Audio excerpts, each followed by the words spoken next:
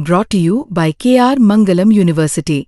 We provide you the platform to turn your dreams into reality. Give wings to your aspirations with KR Mangalam University.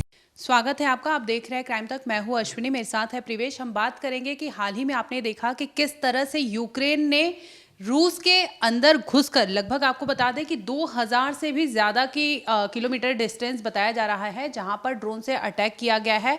और ये drone जो है बाकायदा truck में लाद कर वहां पर भेजा गया था। ट्रक की छत खुलती है, इसके बाद वहां से रिमोट से वो ड्रोन एक्टिवेट करते हैं। इसके बाद आपको बता दें कि लगभग उनका जो यूक्रेन ने पुष्टि की है, उन्होंने दावा किया है कि उन्होंने 100 से ज़्यादा ड्रोन दागे हैं वहाँ पर। और इसकी पुष्टि रसिया से भी कर दी गई है, यानी रूस ने भी कर दिया है, जिसमें उन्होंने माना कि 5 सैन्य एयरबेस जो है उसे यूक्रेन ने टारगेट किया और उन्हें इसका भारी भरकम नुकसान हुआ है। इस पर आपने देखा होगा, जैसे अपडेट हमने सुबह से दिखा रहे हैं, तो क्या अब तक का अपडेट क्या है? देखिए, सबसे पहली चीज़ कि पहली बार ऐसा अटैक हुआ है रशिया पे, और कहा जा रहा है कि 1 साल पहले इसकी टेबल पे प्लानिंग हो चुकी थी। जेलेंस्की ने खुद कहा है कि हमारी टीम ने बहुत अच्छा प्लान किया। अब क्या है, ये जो जिस ड्रोन की हम बात करें, FPV, जिसे कहा जाता है कि फर्स्ट पर्सन व्यू, मतलब क्या है, सिंगल पर्सन एक साथ 50 ड्रोन को ऑपरेट कर सकता है। इन्होंने क्या किया, इन्होंने ट्रक्स में उन ड्रोन्स को पैक किया। उन ड्रोन्स को सीमा, तो जो एयरबेस के पास वाली जो बॉर्डर इलाके थे वहाँ लेकर गए। वहाँ उन्होंने उसे रुकाया। बीच में देखिए, यूक्रेन की जो आर्मी है, उन्होंने पूछा भी ट्रक्स को कहाँ जा रहे हो। जब तक वो बातचीत कर रहे थे तब तक उन्होंने एक्टिव कर दिया।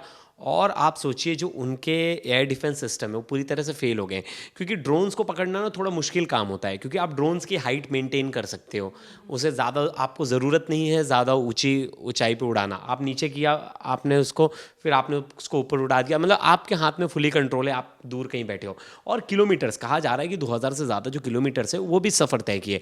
और 41 फाइटर जेट्स को तबाह किया गया। तबाह मतलब कुछ तो बर्बाद हो गए और कुछ तो पूरी तरह तबाह हो गए। उसके वीडियो ऐसे भी नहीं, डिजिटल वीडियो, डिजिटल एविडेंस दिए। 3 साल से ये जंग चल रही है, सब लोग कह रहे थे कि ये जंग 24 घंटे नहीं टिकेगी। यूक्रेन के आगे, मतलब रशिया के आगे यूक्रेन 24 घंटे नहीं टिक पाएगा, लेकिन इतना लंबा टाइम ले लिया यूक्रेन ने वॉर में। और अब यूक्रेन पहले डिफेंस वाले मोड में था, अब यूक्रेन बहुत ज़्यादा अटैकिंग मोड में है। अटैक पे अटैक किए जा रहे हैं। हमने इससे पहले भी एक देखा था, उन्होंने अटैक किया था उनकी सेना पे। तो कहीं ना कहीं अब ये देखा जाए तो अब तक में सबसे बड़ा अटैक होगा, अश्विनी है। हाँ, ये 3 साल से, आपको बता दें कि 3 साल से ये जंग छिड़ा हुआ है। लगातार इस पर अपडेट भी आते रहता है, समय समय पर चीज़ें कम भी होती है। लेकिन हाल ही में जो बता दें कि रविवार यानी 1 जून को यूक्रेन ने जो ड्रोन दागे हैं, इसमें दावा ये किया जा रहा है कि $1 मिलियन के नुकसान हुए हैं। जो रूसी मीडिया की अगर हम बात करें, तो उन्होंने खुद ने एक्सेप्ट किया है कि हाँ, उनके 5 जो सैन्य एयरबेस है उनको तबाह करने के लिए उन्होंने ड्रोन दागे थे, और जिसमें उन्हें भारी भरकम नुकसान हुआ है। इसमें एक और चीज़ है, S-400 की बात हो रही है। आपको याद होगा कि भारत पाकिस्तान के बीच में जिस तरह से माहौल था, उसमें पाकिस्तान जैसे ही ड्रोन वहाँ से उसने अटैक किया था भारत पर, तो ये सारे ड्रोन जो हैं, भारत ने, चाहे जम्मू की बात कर ले, जम्मू कश्मीर की बात करूं, चाहे पठानकोट की बात करूं, चाहे राजस्थान, जितने बॉर्डर एरिया वाले हमारे सीमा क्षेत्र आते हैं, उसमें S-400 मिसाइल हमने तैनात की थी। और उसी के बल पर भारत ने पाकिस्तान को जवाबी कार्रवाई दी थी, जिसमें सारे ड्रोन अटैक जो पाकिस्तान कर रहा था उसे नाकाम कर दिया था। लेकिन अब खामियाजा यहाँ पर रूस में देखा जा रहा है कि रूस अपने आप में सैन्य, अगर वेपन की बात करें, कि रूस माना जाता है अपने आप में बड़ी चीज़ें हैं कि वो ये सारी चीज़ें, वेपन ये सब बनाने में काफ़ी दमदार रोल निभाता है।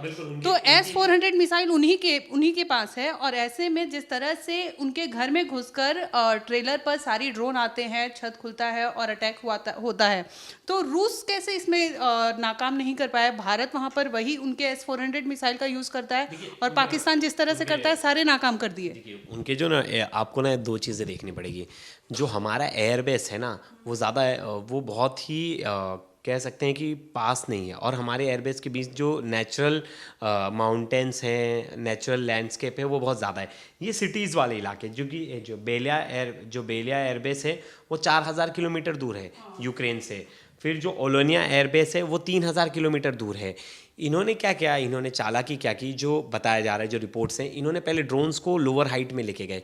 अब जो इनका एयर डिफेंस सिस्टम है ना, वो हायर हाइट्स पे चीज़ें, क्योंकि हाँ हायर हाइट्स पे चीज़ें जल्दी कैच कर लेता है।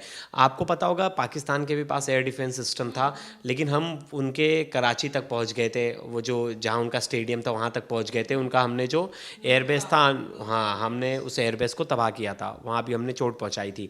तो क्या हमने भी वो जो लेवल ऑफ ड्रोन है उनको बड़ा सटीक तरीके से नीचे से लेके गया था, निचले हाइट स्तर पर लेके गया हाइट पे, जिसे उसे ट्रेस करना मुश्किल था, क्योंकि F400 की और जो बात की जाती है उनकी जो एयर डिफेंस सिस्टम वो बहुत ज़्यादा स्ट्रॉन्ग है, लेकिन कम हाइट की वजह से ये जो मैंने अभी रूसी वेबसाइट्स पे पढ़ा, रेडार पे वो नहीं आए, जिसके चलते वो बच गए। और एक और चीज़ है, एक तरह से इनकी नाकामी भी, ये हल्के में ले रहे थे और ये एक तरह से बैठ गए थे शांत होकर, अरे यूक्रेन क्या कर लेगा। और यूक्रेन सोचिए 1 साल से प्लान कर रहा था और उसके 41 से ज़्यादा फाइटर जेट्स को उसने नुकसान पहुंचाया। मतलब समझ लीजिए एक फाइटर जेट्स पे कितने की लागत आती है, कितना खर्चीला है। और उस पर देखिए एक और चीज़ थी, मैं आपको एक बता रहा हूँ, जो बॉम्ब यूज़ हुए थे वो कोई साधारण बॉम्ब नहीं थे। जिसमें जो A50, TU-95 और TU-22 जैसे स्ट्रैटेजिक बॉम्बर्स थे। आपको याद होगा TU-22 जो है सीरिया में, जब सीरिया में आतंकी ठिकानों को जब निशाना बनाया गया था तो इसका यूज़ किया गया था, इस ड्रोन का यूज़ किया गया था। वहीं अभी बहुत दिन पहले अफगानिस्तान में भी जो वॉर चल रहे थे उसमें भी इन्हीं ड्रोन्स का यूज़ किया गया था और यही बम का यूज़ किया गया था। तो बहुत ही कहा जाता है स्ट्रेटेजिक और कारगर ड्रोन्स हैं ये, और बहुत ज़्यादा एक्टिव हैं। कहीं ना कहीं अब ये जो वॉर छिड़ गई ना पूरी दुनिया में, अब ये फाइटर जेट्स की वॉर नहीं है, अब ये वॉर ड्रोन वॉर है। आप कहीं भी देखिए ड्रोन वॉर सब बहुत ज़्यादा हो रहा है, डिजिटल वॉर और ड्रोन वॉर। मतलब आप अब नई टेक्नोलॉजी के साथ अब ड्रोन को कैसे, अब तो अब कोई पायलट की ज़रूरत ही नहीं, ऑपरेट करने के लिए ड्रोन्स है, बड़े बड़े ड्रोन्स है, इलेक्ट्रॉनिक मीडिया है। मतलब एक तरह से देखा जाए तो टेक्नोलॉजी का यूज़ करके यूक्रेन ने बहुत अच्छा कर दिया। मतलब यूक्रेन ने बहुत बड़ा हमला कर दिया, जिसकी किसी ने भी सोचा भी नहीं होगा, किसी ने इसकी अपेक्षा भी नहीं की होगी कि भाई यूक्रेन इस तरह से सामने से आके फ्रंट से लड़ेगा। देखिए बीच में मुझे याद है अभी 3 महीने पहले जब डोनाल्ड ट्रंप ने इन दोनों की समझौते की बात की थी कि दोनों मान जाए, यहाँ तक कि सीज़ फायर भी हो गया था कि सीज़ फायर का उल्लंघन नहीं होगा, कोई भी सीज़ फायर नहीं करेगा। बहुत मतलब एक टेबल पे बैठने की भी बात हो गई थी। वहाँ बात हो गई थी कि देश में जो युद्ध है उसको युद्ध विराम लगाया जाएगा परमानेंट, उसका कोई सॉल्यूशन ढूंढा जाएगा। कभी जेलेंस्की आगे पीछे हट जाते थे तो कभी पुतिन पीछे हट जाते थे, कभी पुतिन की तरफ से हम तेवर देखते थे, पुतिन कभी डोनाल्ड ट्रंप की बात मानते थे, कभी पुतिन वापस से हमला कर देते थे। तो कहीं बात बन नहीं रही थी और ये 3 साल से ज़्यादा का वक्त हो गया है।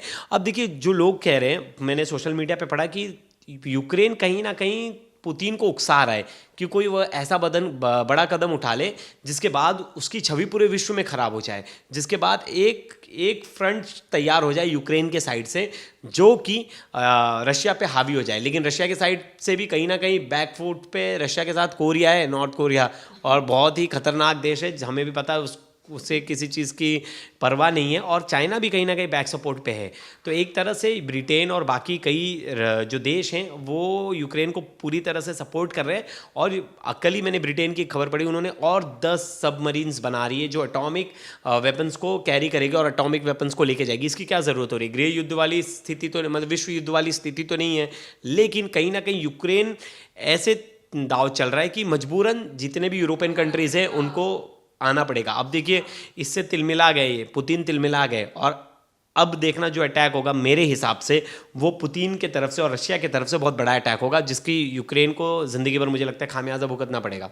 जैसे हमने S-400 के बारे में बात की कि रूस ने बनाया हुआ है, लेकिन फिर भी रूस इसमें नाकाम हो जाता है। जिस तरह से यूक्रेन ने अपने ड्रोन वहां पर दागे हैं और उसे नाकाम करने में रूस बुरी तरह से, मतलब अगर देखा जाए तो रूस नाकाम रहा।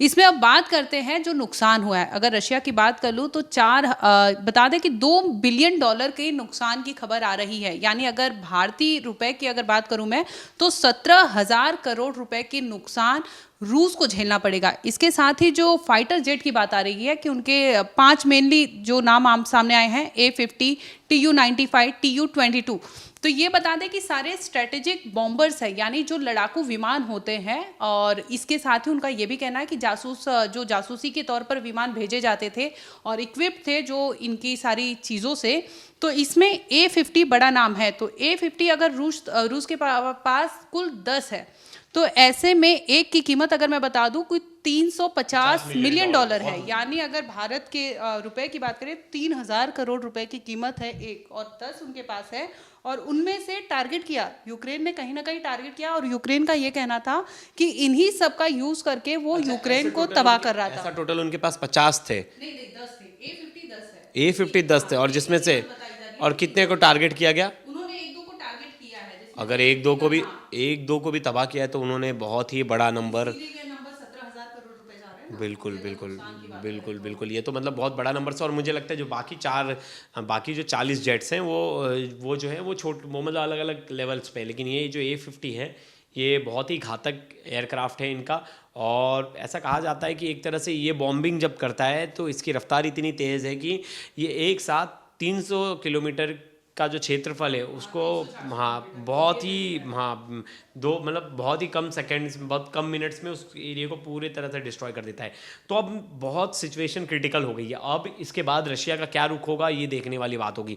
अगर रशिया कोई बड़ा एक्शन लेता है तो मुझे लगता है ये जो स्थिति है, हम कब से बात कर रहे हैं ना, 3 साल पहले से, कहीं ये वर्ल्ड वॉर वाला सिचुएशन ना क्रिएट हो जाए। लेकिन अगर रशिया ने कोई बड़ा एक्शन लिया तो सिचुएशन वैसी हो जाएगी, क्योंकि भारत पाकिस्तान में ऑलरेडी मैटर चल रहा है, और दूसरे बिल्कुल छोर से बिल्कुल वहाँ भी हम देख रहे हैं, बिल्कुल तो ऐसी बिल्कुल। चीज़ें और हो रही हैं। ब्रिटेन और बाकी यूरोपियन कंट्री से एक तरह से देखा जाए तो कहीं ना कहीं बैकफुट पर खड़ी है। और बैकफुट पर क्या कहें कि यूक्रेन के साथ खड़ी है, और वहीं दूसरा फ्रंट बन रहा है रशिया और कोरिया और चाइना, इन सब देशों का। तो देखना होगा आने वाले समय में कहीं ये छोटा सा ड्रोन वॉर ये कहीं विश्व युद्ध की शक्ल ना ले ले। तो दोस्तों ये वीडियो आपको कैसी लगी ज़रूर बताइएगा। धन्यवाद।